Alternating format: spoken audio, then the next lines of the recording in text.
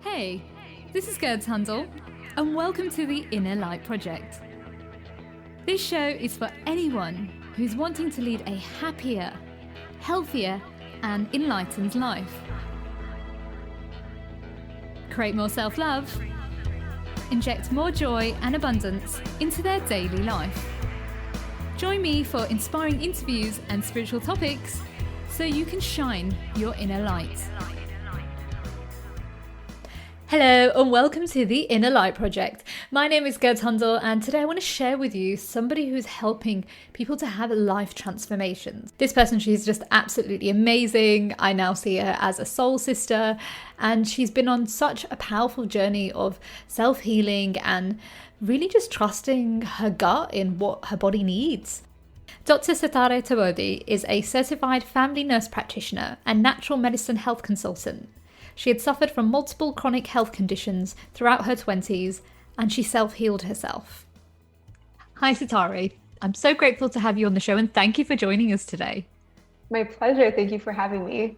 Oh, bless you. I just can't wait to share your story. I know we have a lot of similarities in general. However, I feel like you've been on a really powerful journey of self-healing.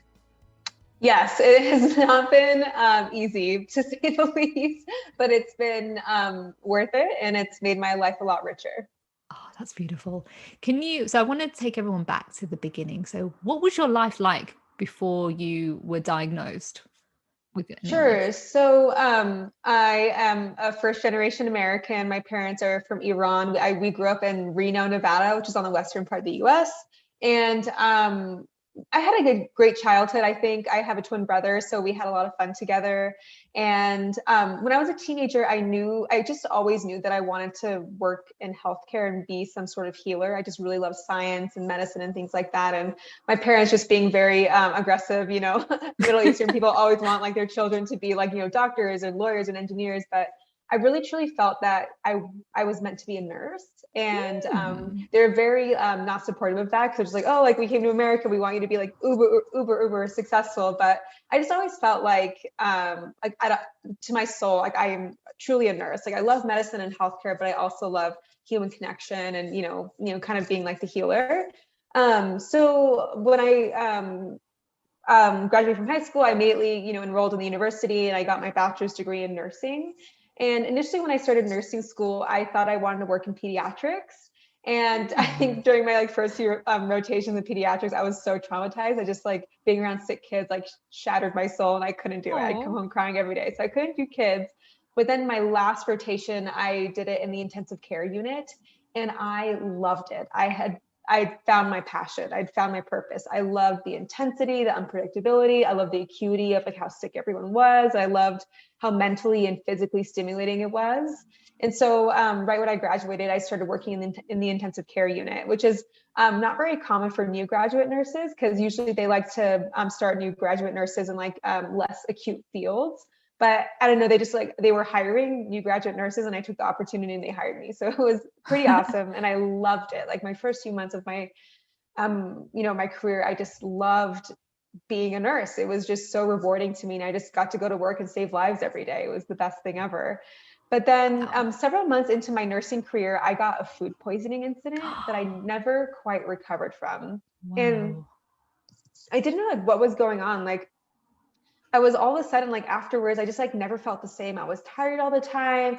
My digestion was horrible, which I'd never had issues with that before. I was bloated all the time. I was fatigued. I would develop food sensitivities, and I would go to the doctor, and, they tell me, they get the blood work and everything was fine. And they say oh, maybe you're just stressed, or, you're a new nurse, you're working night shift. Maybe it's just night shift. But I'd just be no, I know my body. It's I never had this issue, but it's I would tell them ever since I got food poisoning, and then, they just couldn't make the connection. So I was just kind of sent home on my way. And then every 2 weeks, or every 2 months or so, I'd end up going back to the doctor with a new symptom, hey, I'm having numbness and tingling. I feel really dizzy all the time. I'm having eczema, and I was losing weight for no reason, and just all these different things. But of course, my lab work would come back normal, and then I would be sent home. And then eventually, maybe a year after the food poisoning incident, I was not able to function anymore. I wasn't able to get out of bed. I was very weak. I was fatigued. And And then I went back to the doctor. Like I was like, pretty much bedbound at that point. My parents had taken me to the doctor, and they finally started taking my symptoms seriously. So they did like a full workup, and they thought that I had multiple sclerosis at the time. And fortunately that was negative. Wow. But yeah, I had all the symptoms, like the weakness, the fatigue, the numbness, the tingling, the dizziness.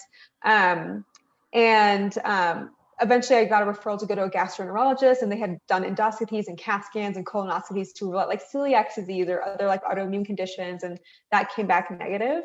And then eventually like got to the point where after like months and months of like spending hundreds of dollars on like getting a full workup done, my diagnostics pretty much came back inconclusive. Like I had some inflammatory markers that were elevated, and I was like anemic, but nothing to really like, nothing that really correlated with how bad my symptoms were, and I just felt like I was going crazy because, I had gone to nursing school, and like I remember when I was sick, I would go through all my old like, textbooks and like see like what my symptoms could possibly mean. And none of it made sense based on the education that I was provided. And I just thought that I was going crazy, because I was like, okay, I'm conventionally trained, like all my tests are coming back pretty much normal. Like I must be making this up. This must be all in my head. I just thought that I was going crazy, but nothing else was making sense. And then finally I kind of snapped out of that. I was like, no, like my symptoms are very real. And a family friend recommended that I go see like a homeopathic doctor. And at the time I was very resistant to it because I was like, no, that's just a bunch of mumbo jumbo. I wasn't very open to like alternative medicine at all. But then I was so desperate, like I couldn't work. I was out of work for several months. And I was living with my parents, and I couldn't take care of myself. I could barely walk. I was like, okay, I have to do something. So then I was recommended to go see a homeopathic doctor, and he did like more functional medicine lab testing on me, like more detailed lab work. And he's the one that found that I had Hashimoto's. I had developed Hashimoto's thyroiditis, which is an autoimmune thyroid condition. I developed small intestinal bacterial overgrowth, or SIBO, which is like a digestive like infection. Wow. I had developed chronic fatigue syndrome, Epstein-Barr virus, POTS, which stands for like postural orthostatic tachycardia syndrome, which is like a form of dysautonomia where your heart rate and blood pressure fluctuate for no reason. And I just had like a laundry list of like multiple autoimmune conditions and digestive health issues. And, autoimmune disease like didn't really run in my family at all. So it's just kind of weird that like, food poisoning, like I get food poisoning and now I have all these autoimmune conditions. And based on that homeopathic doctor's like recommendations, I changed my diet. I got on some medications, like some steroids and antibiotics and thyroid medications and some supplements and probiotics and things like that. And my health did improve a little bit. I didn't feel great, but I was finally able to go back to work. And I feel like I was probably like functioning at 75%. Like I was able to go to work, but then on my days off, like I would be at home. I really didn't have the energy to do anything else. But then years and years and years, I like, I just like being sick to me was unacceptable. I didn't want to be sick anymore. And the frustrating thing was I was an intensive care unit nurse, and every day I'd go to work and I would take care of people who were like run over by cars or had multiple gunshot wounds. And, like 6 weeks later, they'd be walking again. They'd be talking again. They'd be eating again. I just like go to work. I'm like, okay, if this person can recover from breaking every bone in their body, then I can heal from whatever's going on with my body. I just have to figure out how. So, and unfortunately, I wasn't really getting answers from, all these different practitioners that I was going to, because I was going to like, functional medicine practitioners, Ayurveda, acupuncture, Chinese medicine, all the things, and I still wasn't really getting better. And then I eventually got to the point after years and years of like, spending thousands of dollars on like different things, I eventually just decided like I have to take my health into my own hands. So I noticed that my health, like my body felt different depending on the foods that I ate. I was like, okay, so food is like a huge component in how I can heal my body. So now I just have to figure out what foods to eat and what foods not to eat. So, I removed, kind of the basic things first, like gluten and dairy, and I got a little bit better. And then I experimented with like the paleo diet, the vegan diet, the keto diet, the autoimmune paleo diet, the GAPS diet, the histamine diet, all these different, nutritional protocols. And it wasn't until I came across a low-fat plant-based diet that I really started to get results. And I had read these books by Anthony William. They're called the Medical Medium books. And basically the books teach you how to heal your body with nutrition and herbs. And I was like very resistant to reading these books at the beginning because he's not like medically trained by any means. And I was very like, I loved evidence-based everything. And, just based on my training, I didn't want to like, just, go with anyone. But, I was following all these like quote unquote evidence-based protocols, and they were not working. So eventually I read the books, and I think when I first read the books, I was in tears, because it was the first time I had felt heard and understood, and I actually had hope that I was actually going to get better. Yeah. And so I implemented a lot of the nutritional protocols he talks about, which is basically a low-fat plant-based diet, celery juice in the morning, lots of smoothies, an abundance of fruits and vegetables and things like that. And then within 6 months, I was able to come off all my medications. And it Wow. was truly, truly life-changing. I just never thought I'd ever be medication free. Like, I always thought maybe I'd be on maybe one or two, but I mean, these are drugs that I'd been on for like 5 years. So I just didn't think that I could heal that quickly, but I did. And I just felt that I had found gold. And around this time, I'd gone back to graduate school for my family medicine nurse practitioner degree. And I had dreams of, I really was kind of getting burnt out on the intensive care unit. And I thought that I wanted to become a primary care provider. And because I was really passionate about helping people with chronic illness and preventing chronic disease and things like that. But I graduated with my degree in 2021. And I quickly realized after all my training that I didn't really feel aligned with the medical model anymore. I just Yeah. felt like I had 10 minutes with each patient, and I'd spend an extra 2 hours after work documenting to make sure that insurance would reimburse me. And I just felt like no one was getting better. I was just passing out pills all day. And so after I graduated, I took my boards, and I just kind of took some time off. And my partner is very supportive of me, and he just kind of encouraged me. He's like, "You've always wanted to have your own holistic health practice. Why don't you do it?" I was like, "Well, I don't know. I don't really know how to do business. I just, I'm a healthcare provider. I'm not a business person." But then because I had a lot of his support, I took some courses online on how to start your own virtual health practice, and I did it. And then now I specialize in helping people reverse their autoimmune conditions and their dysautonomia. And so that's kind of what I'm doing right now. And it's been the most rewarding, most aligned thing I've ever done. And I think, unfortunately, throughout my life, I always felt that I had to do what I should do or what my parents wanted me to do, and not necessarily what I actually felt like I wanted to do. And so right now it's I took a risk doing something, doing what I'm doing now. And so far it's paid off. And I just feel so aligned with the work that I'm doing that I just feel so much gratitude every day for being able to do it. Yeah, I was just going to say, wow, what a journey you've been on. Do you know what I keep hearing throughout your whole story is resilience, the power to never give up, and to always trust your gut. That's what I kind of took away. Yeah. And I really understand where you're coming from, because even I understand the whole journey, like you're saying, when you go to the doctor and they don't know what's going on with you, they do all these tests. Same thing happened to me similarly with my kidney problem. So I collapsed in my bedroom, and an ambulance came to get me, and the paramedic said to me that you have a kidney problem. But when I went to the hospital, when they took me there, the doctor in the A&E just refused and said, "Oh no, it's just urine infection." And I went back and forth to my GP for, like you said, for several months until they finally did tests. And then the more tests they did, the more they discovered things. And what came back was, after giving me so many antibiotics, was that I was born with a kidney defect, and I didn't even know until the age of 29. Yeah. And so it's so crazy how we have to fight a system that's supposed to be supporting us. Yeah. Yeah. Does not make any sense, but I really understand what you're saying.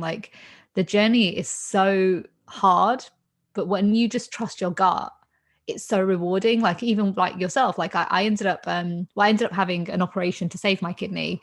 However, as it was being saved later, I got kidney disease, and the doctors didn't know what was going on with me. They had no idea. I actually ended up finding out some information about kidney disease just randomly, and then went to a charity, and then they asked me to get all my blood work done, and then they asked for certain things like your EGR number and EGR, I think it was EGR number, yeah.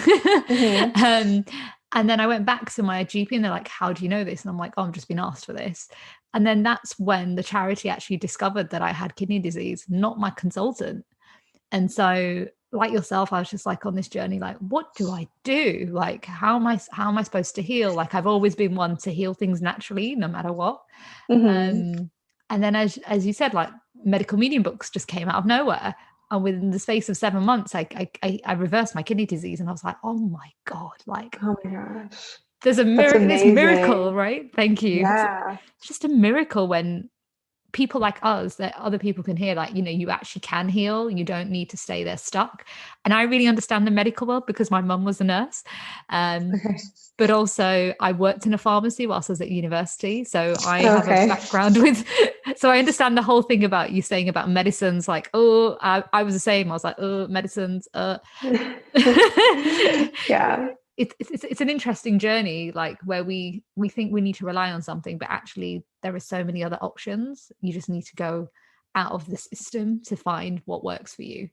Right. Yeah. And it's so interesting because, I kind of felt like kind of stuck between two worlds, right? Because like, Mm, in my work, in my career, and like all my formal 7 years of education was all in the conventional medical model, right? yeah. So, but the conventional medical model failed me, right? Like I wasn't able to heal Mm, my body or get better. And like I was able to get symptom relief for some things, which I'm thankful for. At the time, it really allowed me. And I feel like if I wasn't on medications, I would have been stuck in bed. Do you know what I mean? So I'm thankful yeah. that I was sick through all my 20s. So medications kind of gave me, some opportunities to like, live my life a little bit throughout my 20s. Um, Mm, but it did fail me, and then I think unfortunately people like, conventional medical providers were very resistant to alternatives yeah. because the thing is, I don't really like to blame a lot of conventional providers because I think a lot of it is just simply in our training. But Yes. we are to be a healthcare provider, a nurse, a physician, any type of healthcare provider, you have to work so hard just to get into school. You have to work so hard, and Mm, then throughout your education, you're pulling all-nighters, you're working super hard, you're memorizing things, you're learning things, like you're working your butt off. And then you go mm. out into the world and these people come to you with symptoms you have never learned about. Like people, Wow. and like, we in conventional medicine, we like to put people in boxes like type 1 diabetes, Yeah. type 2 diabetes. And everything in medicine is algorithms. Like, I don't know if you've realized this in your experience, but it's like we are Mm, taught in algorithms. Like, okay, you have type 1, type 2. If they're type 2 and their A1C is greater than this, then you prescribe these yeah. medications. And if Yeah. they have this, then you prescribe those three medications. And it's just very like, it's a very step-by-step thing that we like to do. And when people don't fit into those boxes, we don't know what to do. We just say, maybe it's stress, or maybe you need to sleep more, or maybe you're depressed or anxious. You know what I mean? And like, we don't take people seriously because we don't have that knowledge in our toolbox. And what I really wish that us healthcare providers were taught that I wish that we were taught that it's okay to not know the answer. Because I think what I Mm, really wish my providers had done for me is just to say, I believe you, but I just don't know how to help you. Instead, they were yeah. like, maybe it's all in your head and you just need to like, maybe you're just Whew. crazy. You know what Yeah, I mean? gaslighting you. Yeah. Yeah, and I hear these stories from my clients, and I'm like moved to tears by it because I just like I went through it, but also it's like we gaslight, especially women, so much in the medical system because Yeah. I mean, you get a young 25-year-old healthy looking person coming in with shortness of breath and palpitations and chronic pain. We just tell them that maybe it's just anxiety or maybe, whatever it is, instead of like really listening to them and like validating them and just be like, hey, like, I believe your symptoms. I just don't know how to help you. Maybe there's someone I could recommend for you. Do you know what I mean? Instead, it's just Mm. kind of like, well, your tests were normal. Like, everything's fine. Maybe you should just go like, tough it out, or maybe it's just something you have to live with forever. And it makes me really Yeah. sad that we're like this. But I think, unfortunately, in our training, because it's so rigorous, we've never been allowed to say, I don't know. It's always been like, you have to know the answer. Yeah. And I think more and more, like, we have this chronic illness epidemic, that we're not really talking about. Like, Mm. I mean, our parents weren't as sick as the current generation. Do you know what I mean? Like our Yeah. grandparents were not as ill as our current generation. Like everyone's anxious, everyone's depressed, everyone's bloated, everyone has heartburn. And we just think that it's Mm. normal when it's really not. That's so true. Yeah, 100%. I was just going to go back to something you said about the medical world. Like what I've learned myself is that um, the medical world is great in the sense of finding out that you have a problem. Mm-hmm. Like, however, it's not the only way. That's one thing I learned. You can balance both together, like you said. So, like when you're going through the pain, at least you have the painkillers if you need them, and then you've Mm-hmm. got the alternative way. That's kind of how I learned to live my life during my whole health situation. I learned that Mm. utilize the best of both worlds. but also know both might not know the answer. Yeah. And like, I think unfortunately in the natural medicine world, like there are so many people who are like anti-conventional medicine, anti this. I'm like, well, what are you going to do when you get hit by a car? Like, do you really think herbs are Exactly. going to help you like align your bones again? We need both. Yeah. But unfortunately, I feel like, especially in conventional medicine, we have failed in the chronic illness realm. Like we do Yeah. some things well, but we tend to fail a lot more than we do well. Like we do excellent in acute care and emergency, and like I did that type of medicine for 9 years and I loved it. But yeah, we just fail with chronic illness, unfortunately, and people suffer because of it. Yeah. I really see it. And like even when I worked in a pharmacy when I was at uni, um, I just remember dispensing like sometimes up to like 10 different medications for people who are older. And I'm thinking, gosh, why do they need all these things? And when I realized is like whatever symptom they had will then have I've forgotten the word now, like it'll create another symptom. And Yeah. so they're taking more medications to stop each symptom, but actually it's not helping really. It's just Yeah. creating No, you it's reliant. exhausting. Yeah. And like, there is a time and place for it. Like my dad, he's so funny. Like he loves to eat and my mom's an amazing cook. So it's not a good combination. But he was diagnosed with like prediabetes, hypertension, high blood Wow. pressure, and then high cholesterol, which is like, the holy trinity. And like, I guess like the American world, like everyone in America has that. And he told me, he's like, well, I don't want to take medication for it. I'm like, oh, great. Like, so, are you willing to like, lower your fat intake, maybe cut the eggs and the cheese and the bread and things like that. And he's like, well, I don't want to do that. And I was like, okay, well then here's your lisinopril. Like good luck with that. Good luck with the side effects. And, it's Yeah. hard because obviously I don't want, my dad on unnecessary medications, but I also know that uncontrolled hypertension will like quadruple his risk of having like a heart attack or a stroke. So I want him, and if he's not willing to put in the lifestyle changes, then I want him to have his blood pressure controlled. So, Mm. there's risk and benefits with everything, but I know that, his risk of having a heart attack is so much higher. So I want his blood pressure controlled, even if it does mean that he needs to be on medications. Yeah. So So it's a tricky one. yeah, it is. Yeah. Yeah. I just want to go back to medical medium. Like, what was the Mhm. biggest realization you had when you read the books? Um, well, in a lot of his books, he talks about these like mysterious symptoms, which is like what I ended up experiencing a lot, like the fatigue and the numbness and, all these like weird symptoms. And it was like the first time I ever read a book that explained something so beautifully to me. And it just like made sense. And like he talked a lot about, in his books, he talks a lot about how, toxins and pathogens are basically the root cause of a lot of chronic health conditions. And obviously, this was not something I learned in my training, but when I had gone into the literature, like in his books, he talks a lot about how Epstein-Barr is related to a lot of autoimmune conditions, Hashimoto's, things like that. And I was like, oh, I've never heard of that. I go back into the literature and looking at all these evidence-based articles, and there are hundreds of articles linking the Epstein-Barr virus to all these autoimmune conditions like multiple sclerosis, lupus, Hashimoto's, and things like that. I was like, oh my gosh, this Wow. completely makes sense. And the other thing that was kind of this aha moment for me was when I was really sick, I would have like fevers and night sweats all the time for no reason. And I was like, and I'd always tell my Wow. family and friends, like, I feel like I'm fighting something off. And like, even in my lab, it would be reflected in my lab work. I would have elevated or low white blood cell counts, which is an indication of an infection. I would be anemic for no reason, which is indicative of a viral infection. So, I had correlated a lot of what he was talking about with my symptoms, and I just felt so aligned with it. And I just kind of went all in. So, and I just kept getting better and better and better, and eventually it would get to the point where, before, when I was really sick, like if I didn't take my medications first thing in the morning, I'd feel horrible. I'd feel super sick and lightheaded. And, when I was going through my healing journey, like I would like forget to take my medicine, and it'd be like 5 p.m. I'd be like, oh my gosh, I forgot to take my medicine today, but I felt fine. And eventually got to the point Wow. where I was like, I feel like I could just wean off of these meds. Like I don't really need them anymore. You know what I mean? And just kind of like Yeah.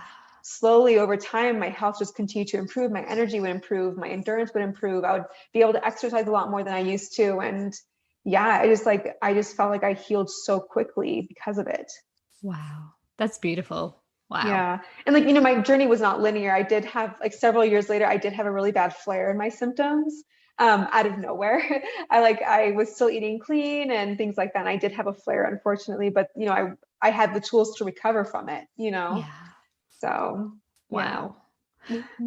We are coming towards the end of the show. I just realized it's gone so quick. Oh, I'm so sorry. That's okay. No, that's fine. What are your 5 top tips for someone who is suffering with chronic illness, but they don't really know where to start? That's a really good question. So I'm obviously very biased, just based on my experience, but I think nutrition is central to healing the body. I think removing certain inflammatory foods and like gluten, dairy, eggs, and eating an abundance of hyper nourishing foods like fruits and vegetables can be incredibly healing to the body. I think also like asking for help, asking for guidance, like not just like, obviously asking for help with things in your life. Like if you need someone, if you're not feeling well, you need to ask someone to go get groceries for you or ask for a ride to your appointments or something like that. Like ask for help, but also ask for like coaching. That's something I didn't know who I could talk to about my health, because I felt like, okay, my primary care provider will have no idea how to help me. I didn't know a lot of people at the time who could help me through like detox symptoms and all the other like pains of like going through a healing journey. So I wish I had had that support. And that's kind of how I've created my coaching programs for my clients is I basically provide them with the services I wish I had during my healing journey. Like just like, unlimited email support and, just a lot of accountability and, things like that. So yeah, ask for help. I think vitamins, I think a lot of people say like, oh, well, I eat really healthy. Like I don't really need vitamins. I think everyone on this planet needs to be taking at least a vitamin C or a zinc. Like our soils and foods are just so deficient. Like we need that extra support. I think sleep is incredibly important. I think unfortunately in our society, we're always encouraged to like push through and tough it out. When I think in reality, especially when it comes to chronic illness, you should not be pushing through and you should not be toughing it out. I think you really need to be sensitive and loving and caring to your body. And if your body is tired, you sleep. If your body is hungry, you eat. If your body is thirsty, you drink. So I think just being very in tune with your body. I think stress reduction is huge. I am a huge people pleaser, as like Gerd and I talked about earlier, but I think setting boundaries was huge for me. I think for me, especially, a lot of people didn't know that I was sick because I looked pretty healthy. And I'm always a very happy person. And I usually have, at least, emotionally, I'm a very energetic person, but my body felt like garbage. But I always like wanted to, I always like overcompensate. I felt like I was overcompensating for my illness. And I think a lot of people with chronic illness do this, like, oh, well, my body can't do this really, but I'm going to overcompensate in other areas of my life. So for me, I think setting boundaries is really important. I've had to set boundaries with my parents a lot because they're very demanding. So I think, saying no and being at peace with it. I think other things that I've kind of brought onto my healing journey, like therapy was huge for me. I love it so much, and I feel like I've grown a lot because of it. I think going through chronic illness is very traumatizing, and it was really interesting when I had my flare several years ago. I was experiencing symptoms of PTSD. Like I thought that I was going to stay sick again forever, and I had to like realize like what I had gone through, when I got sick when I was 22, 23 was incredibly traumatizing. And it was not something I had really like worked through. So yeah, I think we just need to be very loving and compassionate to ourselves. Which I think, unfortunately, our society does not really allow for that. We're always encouraged to work hard. So yeah. I just want to say 100% relate with that. And especially from the communities that we come from, they're like, you're not sick, this happens back home. And, you feel this guilt like, oh shit, I shouldn't be sick. But, yeah, like people have it so much worse than you. It's like, yes, I know, but I'm like, I'm sick. Like I'm sick. Like I can't even get out of bed. What are you talking about? Like, yeah, yeah. I understand what you mean. It's such an emotional journey when you're going through chronic illness. And like, I think what I've taken away from what you're saying is be kind to yourself, be gentle with yourself. Know that, everything's going to be okay. But as long as you look after yourself, then everything will just work out. Yeah, definitely. Yeah, I think it's definitely it's a whole, like when you are healing your body, you're going to heal emotionally and spiritually as well. And I'm sure you've experienced that too. Yeah. Yeah, because being sick is a very emotional journey, right? Like it's very depressing, it's very anxiety provoking, and it's very traumatizing to the body. And I don't think we acknowledge that enough. 100%. Like I was like before my journey of like the healing journey, like I was on stage talking to thousands of people, writing books, and then my body shut down. And so it was a journey of, like you said, the emotional journey of like I still kept pushing myself even when I was ill. It was just stupid. Like I was like forcing myself, then falling asleep at my desk, and I had to learn to surrender. And I think that's the key I took away, is that it's okay to be sick and it's okay to slow down. Like you're going through something, you need to accept that. But I think us, like you said, the world that we live in, it's like, no, you need to toughen up. You need to toughen up. And like, you know, I did that for a while, but my body just got worse. Yeah, worse. Exactly. Yeah. Yeah. And like through the journey, I realized it's okay. Like you said, it's okay to rest when you need to rest. It's okay to just take it slowly. And even though it's been the hardest journey, I think it's probably been one of my biggest blessings as well, because it's taught me the importance of balancing and not always living in my masculine energy. Like we do need the feminine as well, like to relax and be playful. And that's kind of what I've taken away from my journey. Yeah, no, that's amazing. And I've had the same experience as well. Like I've noticed, like, I don't like want to say that I'm lazier now, but I'm a lot more aligned. I just feel like I'm a lot more aligned now. Like I used to like force myself to go exercise, even though I felt like garbage. And now I just like, I'm very intuitive with my body now. Now I listen to my body and I honor my body a lot more. You know what I mean? Like I honor myself a lot more. That's beautiful. Yeah, 100%. I think that's the key. And again, that's something we didn't grow up learning. Like school doesn't teach us that, how to know ourselves. School teaches us about education, but not how do you tune into yourself and what you need. What are you most grateful for? I mean, wow, that's a great question. I feel like I have so much gratitude for so many things. Probably like, I'm grateful that my body is always working for me. Like I'm grateful that despite putting my body through so much, that it's still here for me. So, I'm obviously grateful for like, you know, the people in my life and the opportunities that I've had, and, being born in America, and, you know, all these beautiful little blessings that have come with that. So yeah, but yeah, I think I'm probably most grateful for how I don't know, how resilient my body has been, I guess. My vessel. Oh.